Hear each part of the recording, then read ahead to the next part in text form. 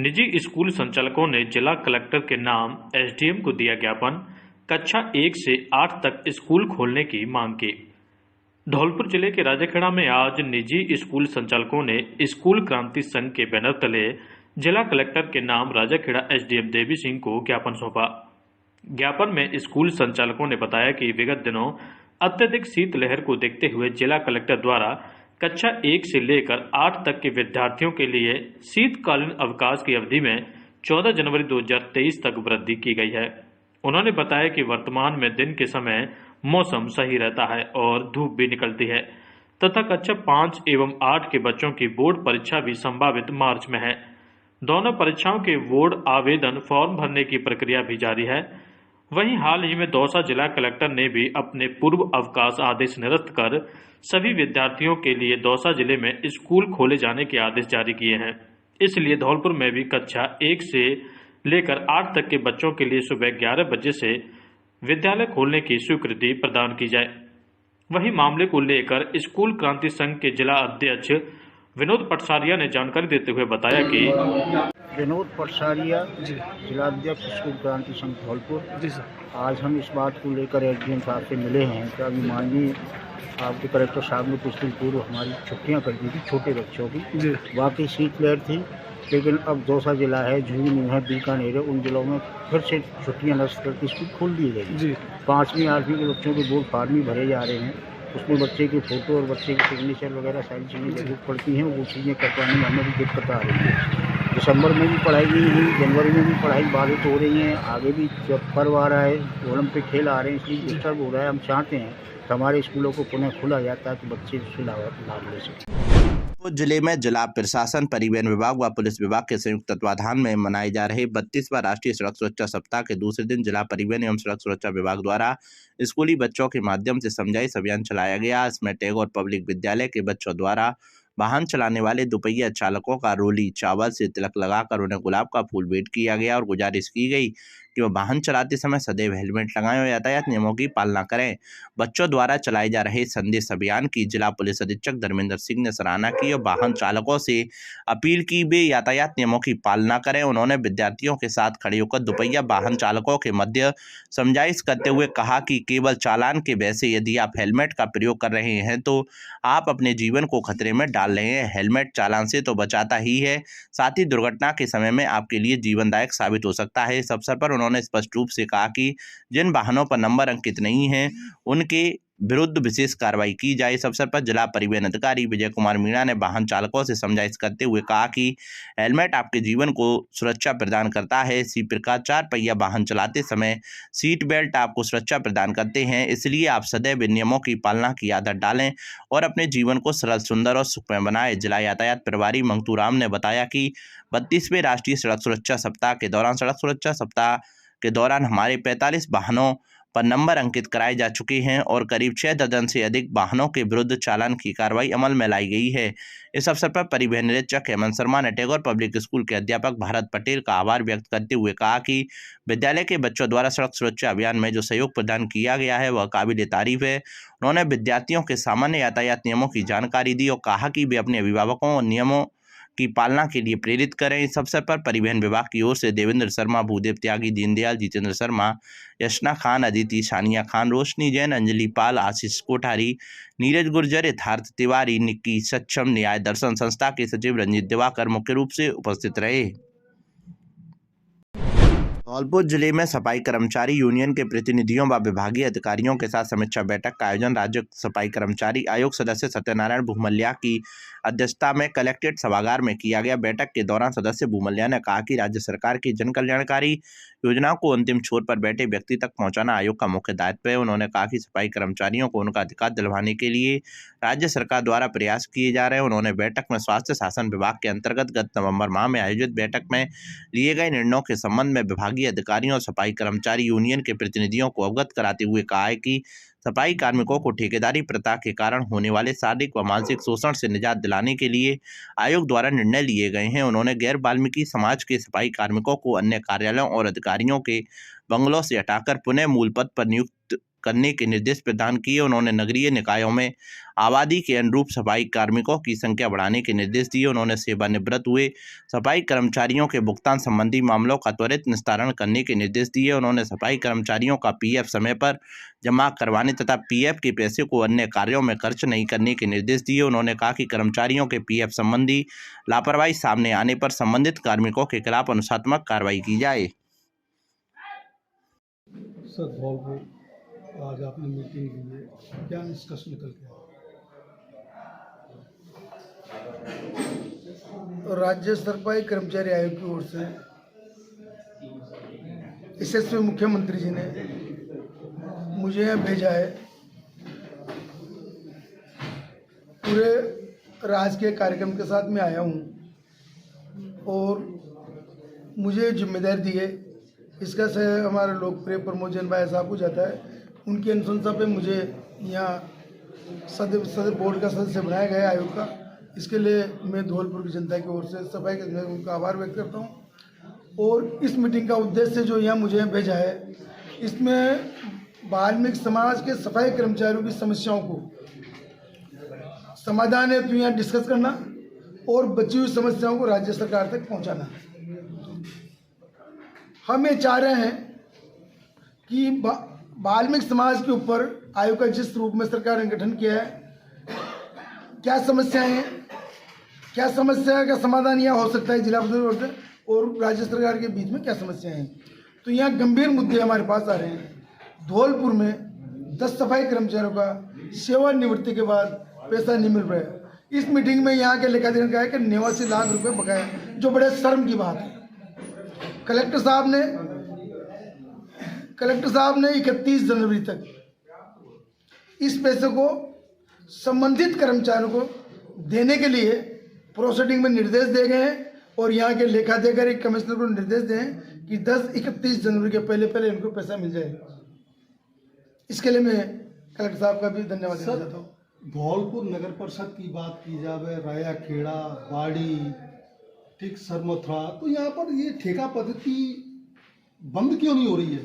और वाल्मीकि समाज जो काम करता है सफाई का, वो ठेके पे काम कर रहे हैं। काफ़ी लोग कई वर्षों से ये लोग प्रदर्शन ज्ञापन दे रहे हैं, लेकिन इनको पीएफ का पैसा आज तक नहीं मिला है। ये भी एक गंभीर मसला है। पीएफ की लिस्ट हमने मंगवाई है सभी जगह से और इस पर भी काफ़ी डिस्कस हुआ है। प्रोसीडिंग में नोट किया गया है कि जिन नगर पालिका के अधिकारियों ने और चिकित्सा विभाग के अधिकारियों ने यदि ठेकेदार का पीएफ जमा नहीं कटाए तो इनके अधिकारियों के खिलाफ कार्रवाई होगी। वो ठेकेदार मिले हुए हैं, उनके ब्लैक लिस्ट के पैसा खा जाते हैं। अगर ऐसे तथ्य सामने आते हैं तो हम भी आयोग की तरफ से जयपुर में यशस्वी मुख्यमंत्री साहब को और हेल्थ चीफ सेक्रेटरी जी को हम इसके लिए लिखेंगे। आयोग की तरफ से रिपोर्ट जाएगी, इनके खिलाफ कार्रवाई की हम अनुमोदन करेंगे साहब आयोग की तरफ से। नहीं, ऐसे कई अन्य जाति के वाल्मीकि समाज के लोग लगे हैं, सफाई कर्मचारी बने हैं, लेकिन वो सफाई का काम नहीं कर रहे हैं, ना तो शहर में और ना ही जो नगर पालिका बनी है वहाँ। इस टाइप का मुद्दा भी बैठक में है और हमारे वाल्मीकि समाज के जो प्रतिनिधि उन्होंने बताया है उस पर भी हमने कलेक्टर साहब की जवाबदेही तय की है कि ऐसे लोगों जो चाहे कलेक्टर ऑफिस में लगे हों, चाहे पेंशन विभाग में लगे हों, चाहे ट्रेजरी ऑफिस में लगे हों, इनको उठा करके सफाई में लगाइए। अन्यथा डीएलवी के आदेश के अनुरूप कई बार डीएलवी ने आदेश जारी करते हैं, यदि इनको अब नहीं लगाया गया तो जवाबदेही कमिश्नर की होगी, यहाँ के चीफ सेक्रेटरी की जो इंस्पेक्टर उसकी होगी और लेखाधिकारी होगी। इनके खिलाफ सरकार कार्रवाई करेगी, कलेक्टर साहब कार्रवाई करेगी और आयोग भी कार्रवाई करेगा। पीएफ के खिलाफ क्या कार्रवाई की जाएगी? पीएफ के खिलाफ ये रिपोर्टिंग तैयार होने के बाद में निश्चित रूप से कार्रवाई होगी। ठेकेदार को ब्लैकलिस्ट करेंगे और जिन अधिकारियों ने पीएफ नहीं काटा है और उनका बिल पास कर दिया है उनके खिलाफ कार्रवाई होगी। सर जी, धौलपुर नगर परिषद जिले में अखिल भारतीय विद्यार्थी परिषद नगर इकाई धौलपुर एवं पीजी कॉलेज इकाई के तत्वाधान में पीजी कॉलेज में स्थित विवेकानंद परिसर में विवेकानंद जी की जयंती मनाई, जिसके अंतर्गत विवेकानंद परिसर में स्थित विवेकानंद जी की मूर्ति का दुग्ध अभिषेक कर माल्यार्पण किया। इस मौके पर निजी विश्वविद्यालय प्रांत संयोजक अभिनव सिंह ने बताया कि विद्यार्थी परिषद 12 जनवरी को स्वामी विवेकानंद जी की जयंती को राष्ट्रीय युवा दिवस के रूप में राष्ट्रीय कार्यक्रम मानते हुए पूरे भारत में मनाती आई है। वहीं स्वामी जी के पद चिन्हों पर चलकर विद्यार्थी परिषद ने सदैव उनके सपनों के भारत की परिकल्पना के ध्येय यात्रा अनवरत रूप से चल रही है। इस मौके पर मुख्य वक्ता जिला विद्यार्थी विस्तारक अनिरुद्ध कुलश्रेष्ठ ने विद्यार्थी परिषद की रीति नीति एवं इतिहास विकास पर प्रकाश डालते हुए किस प्रकार से विद्यार्थी परिषद ने सदैव राष्ट्र प्रथम ऐसी जीवन दृष्टि देने वाले स्वामी विवेकानंद जी के विचारों को छात्रों तक पहुंचाया। इस मौके पर इकाई अध्यक्ष विकास अग्रवाल एवं इकाई सचिव नीरज शर्मा ने बताया कि विद्यार्थी परिषद विश्व का सबसे बड़ा छात्र संगठन है, जिसने अपनी स्थापना काल से ही छात्रित एवं युवा वर्ग को सही दिशा मिले इसके लिए कार्य करती आ रही है। मंच का संचालन नगर मंत्री धीरेन्द्र कुशवाहा ने किया। कार्यक्रम में कई छात्र छात्राओं ने बढ़ चढ़कर भाग लिया। आज अखिल भारतीय विद्यार्थी परिषद इकाई धौलपुर व पीजी कॉलेज की इकाई द्वारा पीजी कॉलेज में विवेकानंद परिषद में विवेकानंद जी की जयंती बनाई गई। उन पर दूध अभिषेक किया गया और अगरबत्ती जला के और माला पहना के उनकी जयंती बनाई गई। आज अखिल भारतीय विद्यार्थी परिषद पीजी कॉलेज इकाई द्वारा स्वामी विवेकानंद जी का जन्म उत्सव राष्ट्रीय युवा दिवस के रूप में मनाया गया। आज कॉलेज के अधिकतम छात्रा कार्यकर्ताओं ने इस कार्यक्रम में भाग लिया। जैसा कि हमको देखने को मिलता है, छात्रा कार्यकर्ताएं कार्यक्रम में कम सहभागिता निभाती हैं, लेकिन आज छात्र कार्यकर्ताओं से ज़्यादा छात्रा कार्यकर्ताओं ने साथ दिया, इसलिए उनका हार्दिक धन्यवाद। आज अखिल भारतीय विद्यार्थी परिषद नगर इकाई एवं कॉलेज इकाई के तत्वाधान में धौलपुर पीजी कॉलेज में स्थित विवेकानंद परिसर में विवेकानंद जी की जयंती युवा दिवस के रूप में मनाई गई, जिसमें कॉलेज के समस्त छात्र छात्राओं ने बढ़ चढ़ करके भाग लिया और अपने अपने विचार व्यक्त किए।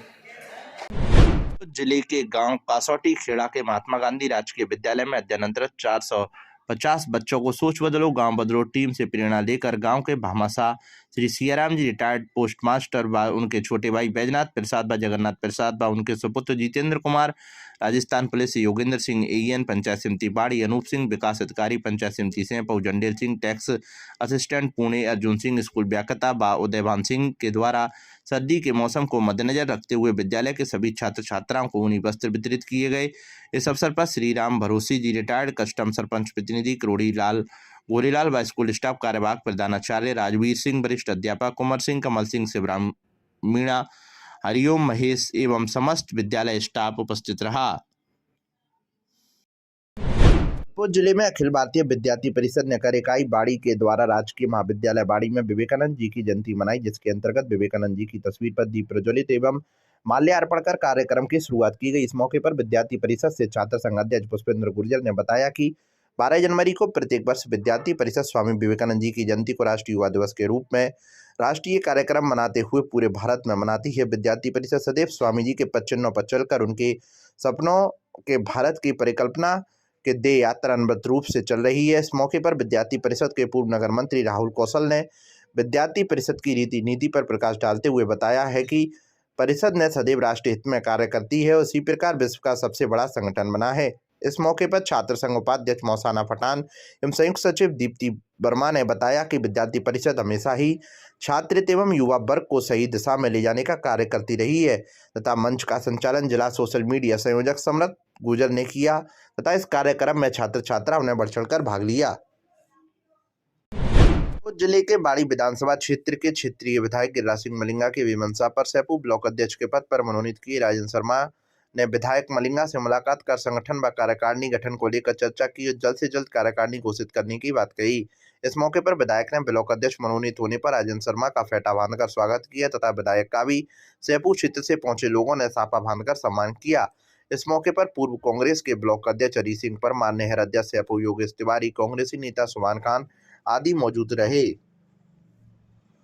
पानी की पाइपलाइन जारी है तो बाकी कार्य को स्टोर करने के कार्य यहाँ पर कोई कर रहे होंगे, तो जो किसानों की ज़मीन जारी है लगभग 800 बीघा के आसपास, तो वो इतने में तो एक गाँव ही खाली हो जाएंगे, 2-3 गाँवों की ज़मीन जारी है।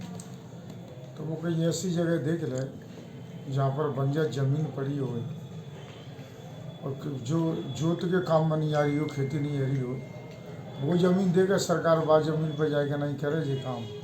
और जो उपजाऊ ज़मीन है और जो किसानों की रोजी रोटी चल रही ज़मीन के क्यों बर्बाद करी जाए। इस बारे में आपने अधिकारियों से बात की? मेरी बात हुई कलेक्टर साहब से हो गई, एसडीएम साहब से हो गई, वाटर वर्क्स के एससी से हो गई, तहसीलदार से हो गई, सबसे हो गई। जिले में भारत विकास परिषद ने निकाली साइकिल रैली। युवाओं को साइकिल चलाने के लिए किया जागरूक। बाड़ी कस्बे में देश के युवाओं की प्रेरणा स्रोत और युवा अवस्था में देश की ख्याति को संसार में फैलाने वाले युवा सन्यासी स्वामी विवेकानंद की जयंती पर आज शहर में कई प्रकार के कार्यक्रमों का आयोजन किया जा रहा है। इस मौके पर भारत विकास परिषद द्वारा साइकिल रैली का आयोजन किया गया है।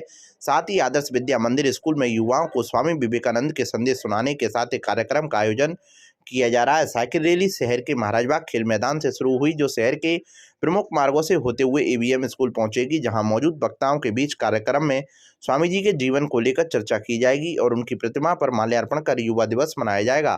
भारत विकास परिषद की सूरज प्रकाश और मुख्य शाखा द्वारा साइकिल रैली का आयोजन किया गया है, जिससे परिषद के पदाधिकारियों के साथ शहर के युवा और स्कूली बच्चे भाग ले रहे हैं। यह रैली महाराणा प्रताप खेल मैदान से शुरू हुई, जो शहर के प्रमुख मार्गों से होते हुए एवीएम स्कूल पहुंची। पूर्व पीएमओ डॉक्टर शिवदयाल मंगल ने बताया कि साइकिल रैली आयोजन के पीछे उद्देश्य है कि युवाओं में साइकिल के प्रति आकर्षण कम होता जा रहा है, जिससे न केवल कई प्रकार की बीमारियां घर कर रही हैं, बल्कि लोगों के स्वास्थ्य भी लगातार गिरावट देखी जा रही है। ऐसे में साइकिल रैली का आयोजन कर युवाओं में यह संदेश देने का प्रयास किया गया है कि वे अपने छोटे मोटे कामों और आसपास के क्षेत्र में जाने के लिए साइकिल का उपयोग करें और पेट्रोल या डीजल से चलने वाले वाहनों पर थोड़ा ब्रेक लगाएं। साइकिल रैली आयोजन के दौरान भारत विकास परिषद की स्थानीय शाखा के अध्यक्ष प्रमोद गर्ग, सूरज प्रकाश शाखा के अध्यक्ष जितेंद्र जादौन के साथ परिषद की महिलाएं, युवा और स्कूली बच्चे रैली में शामिल हुए।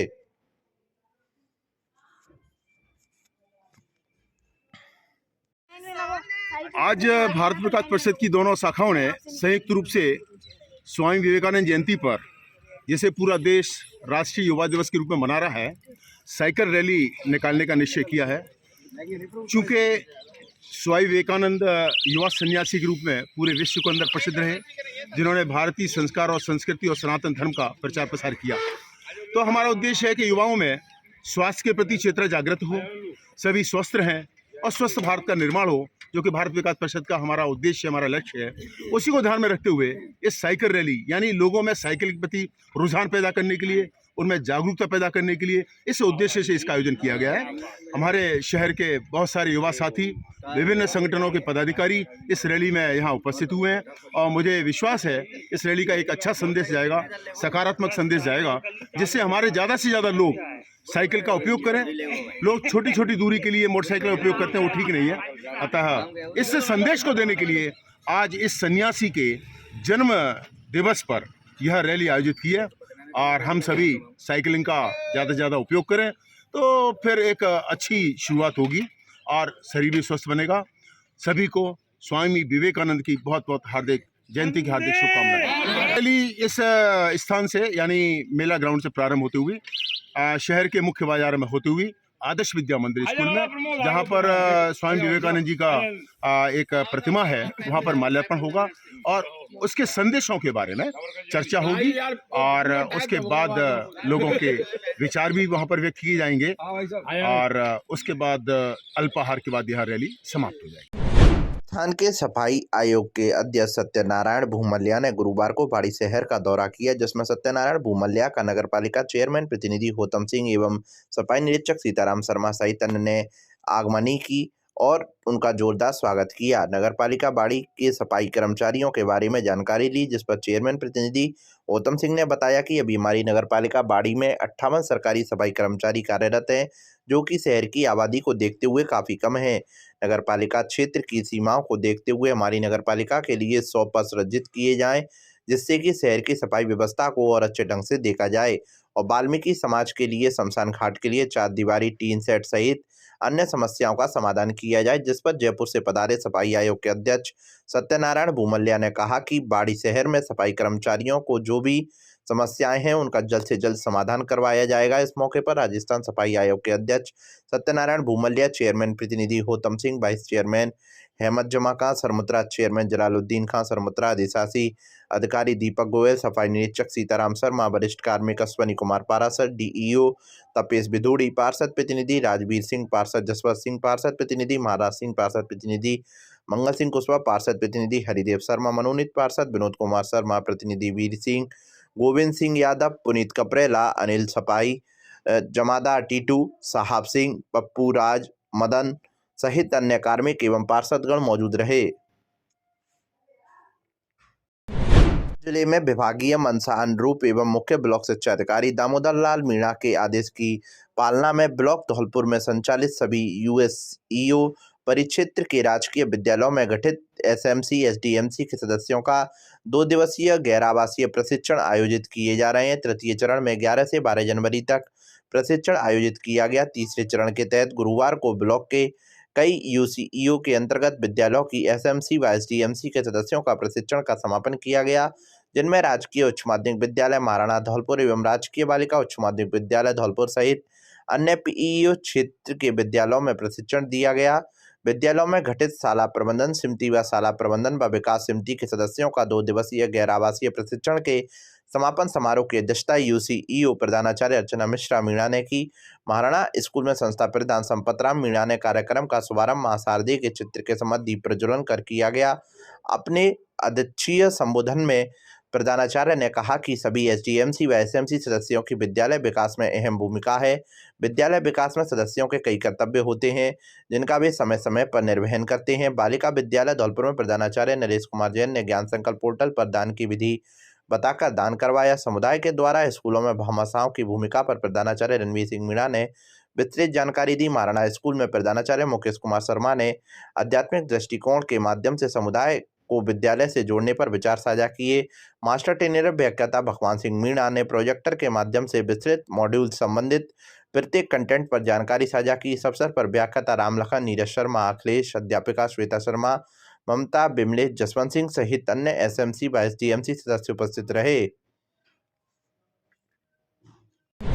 जिले के मनिया थाना इलाके के सादिकपुर गांव में आज गुरुवार को एक फौजी की संदिग्ध परिस्थितियों में मौत हो गई। फौजी की मौत की सूचना पर अस्पताल पहुंची पुलिस ने मृतक के शव को कब्जे में लेकर परिजनों की मौजूदगी में पोस्टमार्टम कराकर मामले में जांच शुरू कर दी है। जानकारी के मुताबिक 28 वर्षीय रवि कुमार त्यागी पुत्र नरेश कुमार त्यागी निवासी सादिकपुर आर्मी में नर्सिंग स्टाफ के पद पर पूना में कार्यरत था, जो 6 जनवरी को छुट्टी पर अपने घर आया था, जिसकी गुरुवार को अचानक तबीयत खराब होने पर परिजन उसे जिला अस्पताल लेकर पहुंचे, जहां चिकित्सकों ने उसे मृत घोषित कर दिया। फौजी की मौत की सूचना पर अस्पताल पहुंची पुलिस ने मृतक के शव को कब्जे में लेकर परिजनों की मौजूदगी में पोस्टमार्टम कराकर मामले में जांच शुरू कर दी है। मृतक फौजी नरेश कुमार की नौकरी 2 साल पहले आर्मी में नर्सिंग पद पर नौकरी लगी थी और करीब 1 वर्ष पूर्व शादी हुई है। माता प्रसाद त्यागी निवासी सादिकपुर ने थाने पर सूचना दी कि मेरा चचेरा भाई रवि कुमार त्यागी, जो आर्मी में नौकरी करता था, छुट्टी आया था घर पर। आज सुबह छुट्टी घर पर ही था जब वो अचानक उसकी तबीयत खराब हो गई, जिसको हॉस्पिटल लेकर आए धौलपुर, जहां मृत्यु हो गई है उसकी, जिसके संबंध में पंचायत में पोस्टमार्टम कार्रवाई की जा रही है। जिले के जिला कलेक्टर अनिल कुमार अग्रवाल ने आज गुरुवार को बाड़ी के बसेड़ी रोड स्थित कृषि उपज मंडी के परिसर का निरीक्षण किया। इस दौरान उपखंड प्रशासन के अधिकारियों के साथ तहसीलदार और रेवेन्यू डिपार्टमेंट के अधिकारी भी कलेक्टर के साथ मौजूद रहे। उन्होंने रेवेन्यू डिपार्टमेंट के अधिकारियों और मंडी कमेटी के अधिकारियों से मंडी की अवाप्त भूमि के साथ मंडी कमेटी द्वारा भवन एवं अन्य कार्यों में उपयोग की गई भूमि और बीएसएनएल ऑफिस के साथ अन्य कॉलोनी के लिए काटी गई भूमि के साथ शेष बची भूमि की जानकारी ली। साथ में उन्होंने रेवेन्यू डिपार्टमेंट के अधिकारियों को निर्देश दिए कि जो भी रेस्ट भूमि है उसका आकलन कर स्थान चिन्हित किया जाए, जिससे उक्त भूमि पर बाड़ी शहर के सामान्य अस्पताल के साथ पूर्व में भेजे गए मिनी सचिवालय के प्रस्ताव को लेकर हुई कार्रवाई को आगे बढ़ाया जा सके।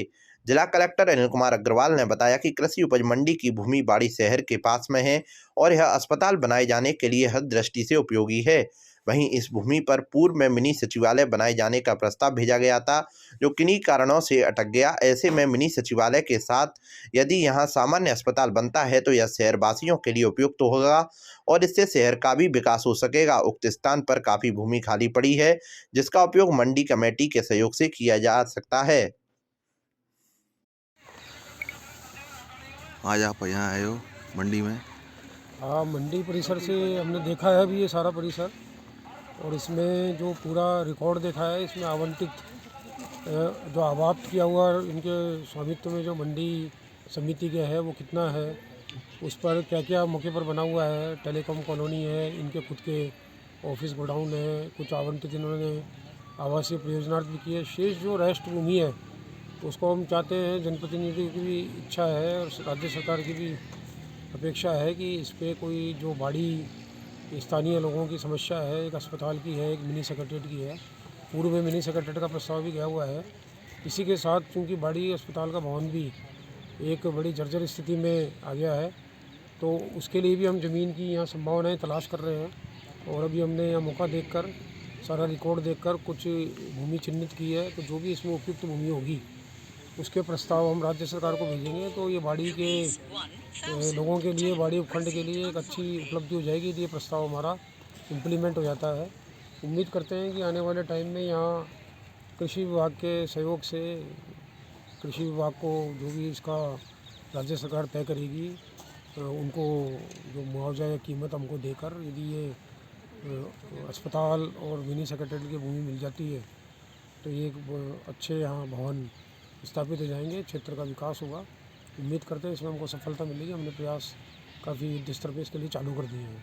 Thank you. जिले में वाटर स्टोरेज सप्लाई प्रोजेक्ट का जल जीवन मिशन योजना के तहत कैथरी ग्राम पंचायत में प्रोजेक्ट स्वीकृत हुआ है। गुपचुप तरीके से पेयजल विभाग द्वारा सर्वे भी शुरू करा दिया, लेकिन जैसे ही किसानों को मामले की भनक लगी तो आक्रोश भड़क गया। सैकड़ों बीघा भूमि प्रोजेक्ट के लिए अधिग्रहण होने की बात सुनकर किसानों के पैरों तले जमीन खिसक गई। गुरुवार को सैकड़ों की तादाद में किसानों ने लामबंद होकर बाड़ी विधायक गिरिराज सिंह मलिंगा के आवास पर पहुंच गए। लिखित में शिकायत पत्र देकर विधायक से प्रोजेक्ट को रोकने की मांग की है।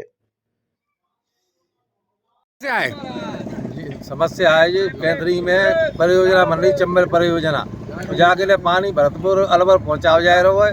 किसानों की जमीन ले जा रही है, 1000 बीघे जमीनों पर कब्जा कर रही सरकार, और किसान बहुत परेशान है। जाते जमीन नहीं जानते कि मार के बनू ले जाए, पैसे ना ले जाए।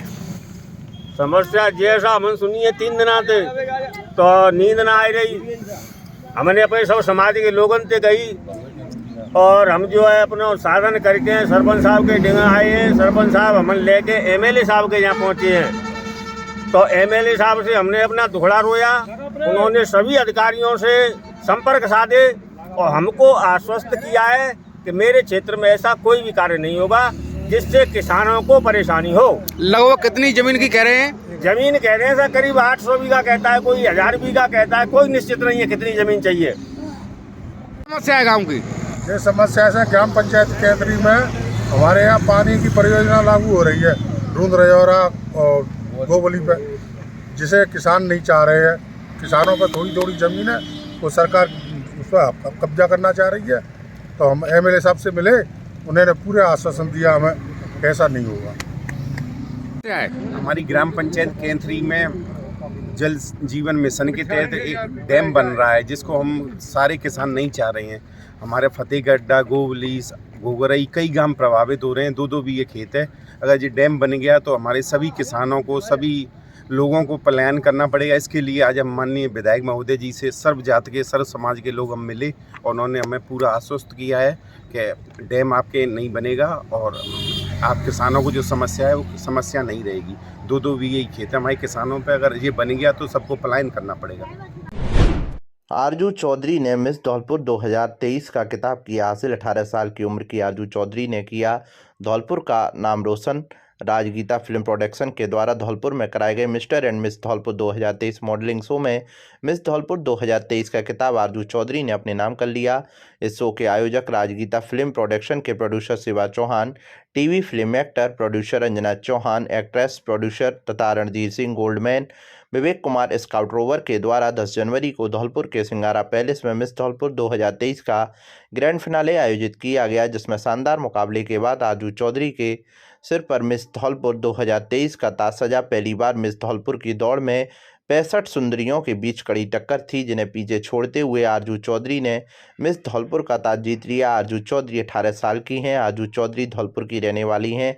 आरजू चौधरी पढ़ाई में ग्रेजुएशन कर रही हैं। मिस धौलपुर का ताज पहनने वाली आरजू चौधरी पढ़ाई में तो अच्छी हैं ही, इसके साथ ही वह एक प्रशिक्षित डांसर हैं। उन्होंने महज 4 साल की उम्र में डांस करना शुरू कर दिया था और 14 साल की उम्र में उन्होंने स्टेज पर परफॉर्मेंस दी। मिस धौलपुर 2023 के खिताब से पहले भी वह कई प्रतियोगिताओं में मिस टैलेंट का पुरस्कार जीत चुकी हैं।